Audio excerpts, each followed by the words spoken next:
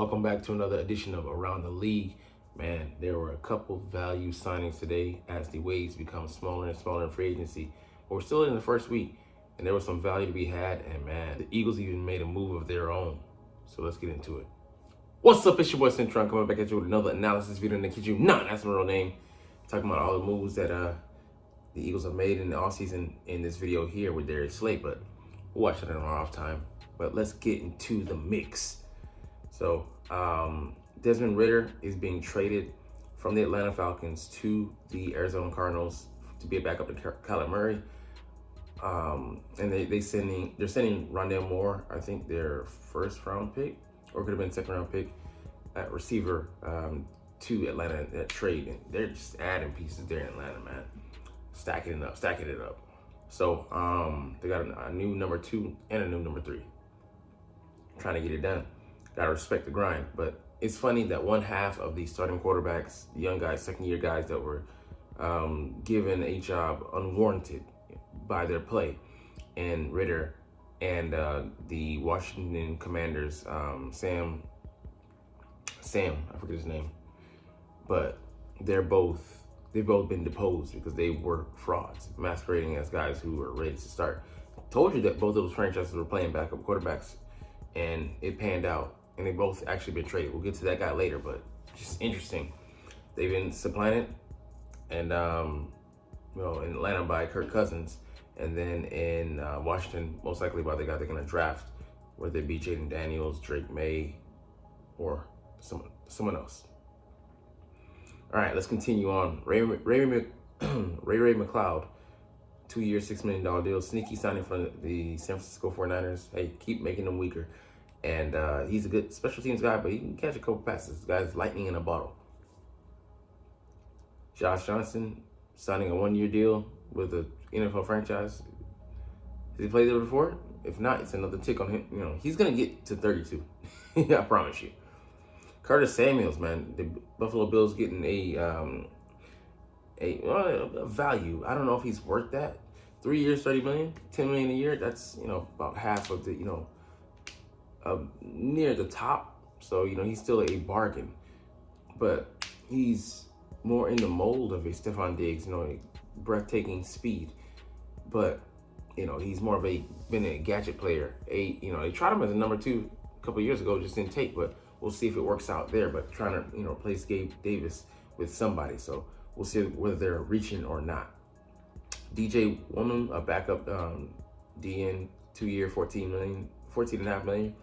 They'll get to see what he's worth, but they're in need of replacements since they sent Brian Burns out of town. Florida State, boy, we got talent, man.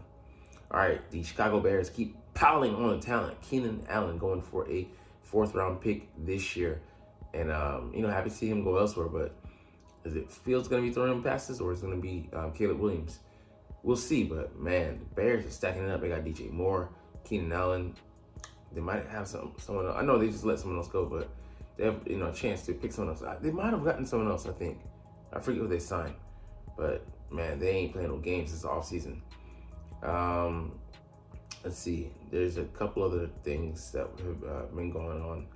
DJ Reader signed with the Lions, so a good veteran D tackle. He's 30 years old to play there, and the Lions are they are trying to build on their championship roster, and they appeared in the NFC Championship last season. Just need a few more pieces, and they'll be in that yearly contention. All right, Elliott Collins, former Dallas D tackle, was traded to San Francisco for a 7th-round pick.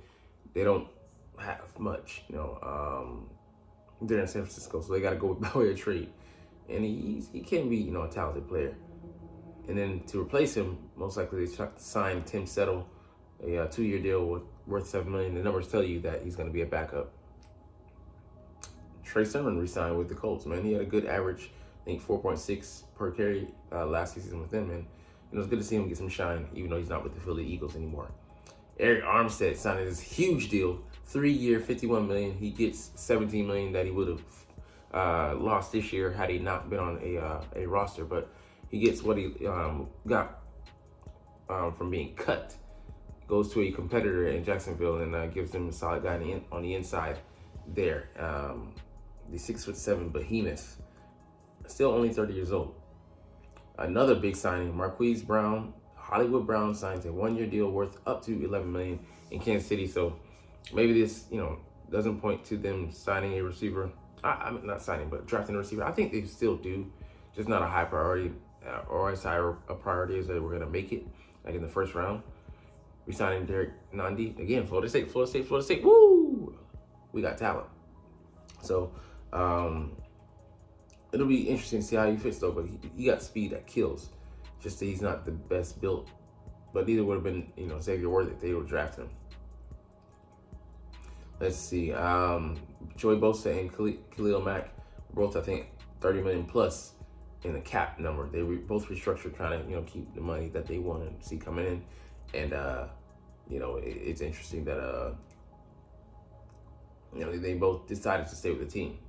There's some more pieces, not really in competition, but they're gonna get that cake. Hayden Hurst signed with them, formerly of the Ravens. I think he played with the Panthers last year, though. And a talented tight end. Cameron Curl gets a 2-year deal worth up to $13 million, so 6.5. Same thing as CJ Gardner-Johnson got last year, in principle with his contract, and it just shows that he's undervalued, man. I thought he was much smaller than he was. I think they're gonna get great value out of him, no pun intended, no Walmart. But yeah, looking at it, I mean, maybe we would have been interested in signing him if we hadn't got CJ. To be honest with you, would have been cheaper too. Let's see. Anything we haven't covered? Salvon Ahmed, he resigns with the team. Trent Sherfield, decent depth signing. Jerry Tillery, once a promising prospect, just hasn't been able to overcome his injuries. Signs for 3.75 mil there in Minnesota, coming from the Chargers. Devontae Parker signed with us. Doesn't do anything. Cedric Wilson is signing with the New Orleans Saints, I think, after being with the Dolphins for 2 years, I believe. Corey Davis has been released. Nothing new. We'll get to the Eagles in a second, but man, that was a big move for us. Yeah, that guy's out. So Jordan Whitehead, I think we previously covered that. He signed with Tampa Bay. Their franchise linebacker a running mate.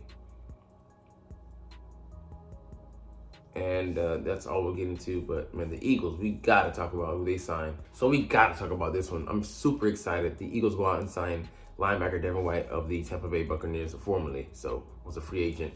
We picked him up. He was scheduled to make about 20 million plus, or around that number, maybe 15, 16, 17 at the lowest. But he signs with us for a deal worth up to 7.5 million on a 1-year deal, prove-it deal. And I'm ecstatic, man. He's such an athletic linebacker.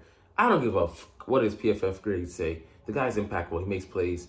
Had a pass rating of 66 this past year, down from his, I think, over 100 rating last year. And he's impactful. Yes, he does, overrun plays, relies too much on his athleticism. I think this is the perfect environment for him to become reinvigorated with the game. Did have a Pro Bowl, have Pro Bowl seasons and an All Pro season, and PFF has never give him a good grade. They rated him over Nick Morrow. I mean, they rated Nick Morrow over him. They rated Zach Cunningham over him. Are you fucking kidding me, bro? Like, those guys, are blessed with the talent they have around them. Think about what he could do with D tackles, eating space around in front of him, cover guys who do a solid job behind him, and he's just allowed to be a playmaker. And he's a great blitzer. 30% getting home rate. I mean, what else do you want? Had 2 picks last year, 2.5 sacks, 83 tackles, and he was benched with those, got those numbers despite that. And there's extenuating circumstances. The guy had been franchise the past 2 years. Might have Bucks showing him that they didn't want him, and that isn't supposed to affect his mental state. Playing the game. Yeah, I mean, like, it's funny. Like, subconsciously, when you check out, it can be something that's very hard to combat. I can't say it's beyond their control, but it's tough. It's like people that never had depression say like, "Oh, depression is the thing," and then they get it and then they realize, they understand.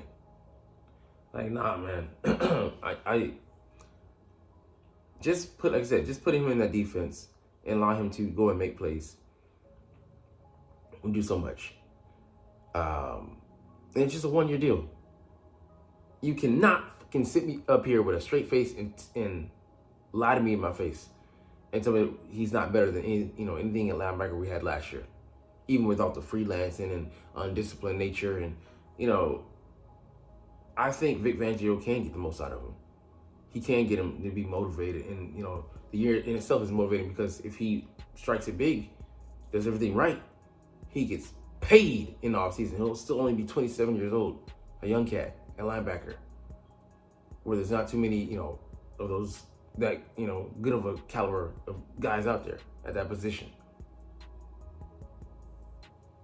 So, I mean, it's just wild, man. People like just throwing shade, hating, whatever. He's great in coverage. So, I mean, I don't know, bro.